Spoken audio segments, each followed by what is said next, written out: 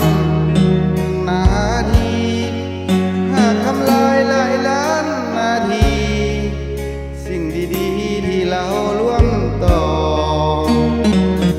ใจเย็นไว้สา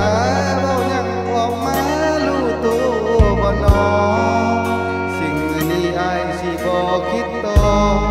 แต่อยากขอให้เห็นแก่หักเอาเก็บเอาไว้ก่อนคำมาลาก่อนเสียงไปสาก่อนคนดีของอาย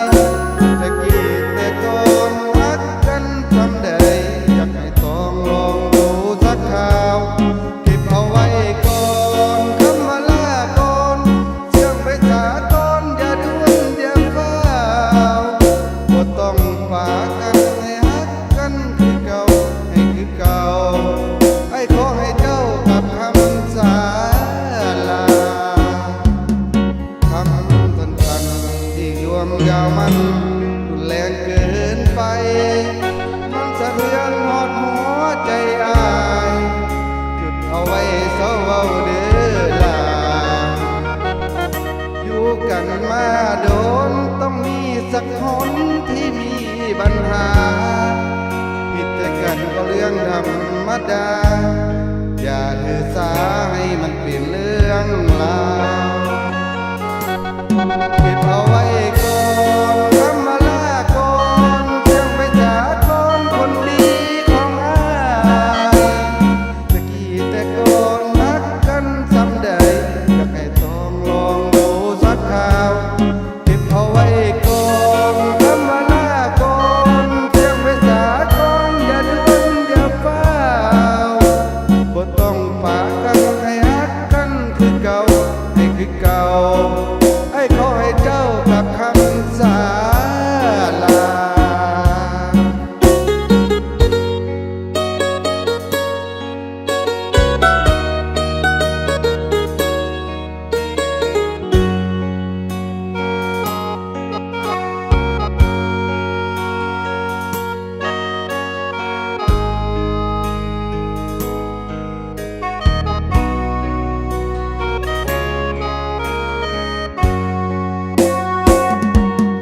คำสั้นๆที่ความหนาวนั้นรุนแรงเกินไป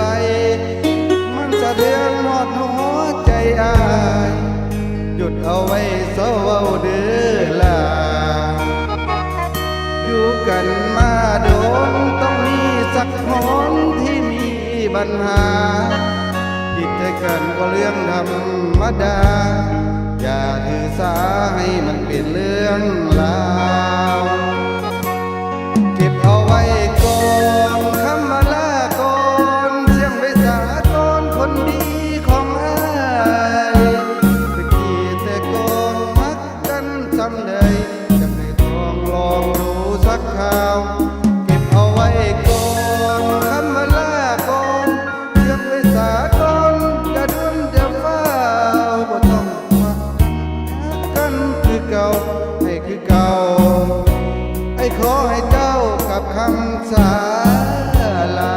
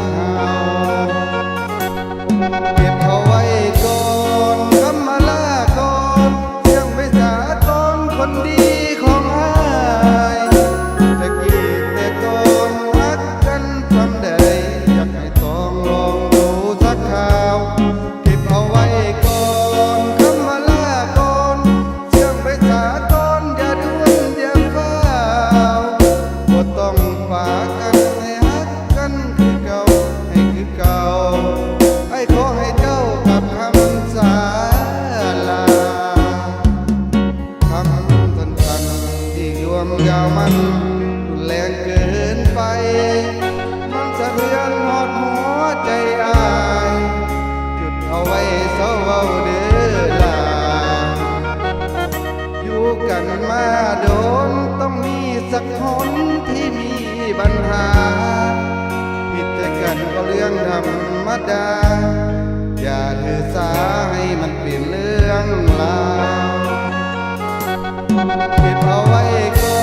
นคำมาลาก่อนเพียงไปจากคนคนดีของอายตะกี้แต่ก่อนรักกันซ้ำใดอยากให้ต้องลองดูสักคราวเก็บเอาไว้ก่อนคำมาลาก่อนเพียงไปจากคนอย่าด่วนอย่าเฝ้า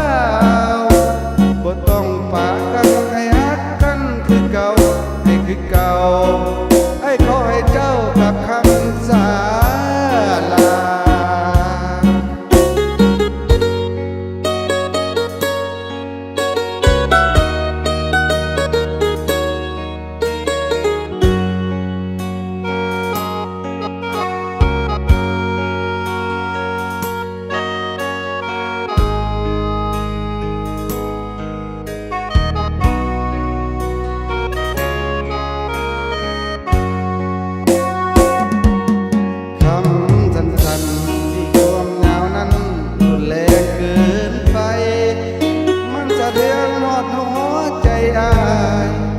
หยุดเอาไว้เศร้าเว้าเด้อล่ะอยู่กันมาโดนต้องมีสักคนที่มีปัญหาผิดใจกันก็เรื่องธรรมดาอย่าถือสาให้มันเป็นเรื่องราว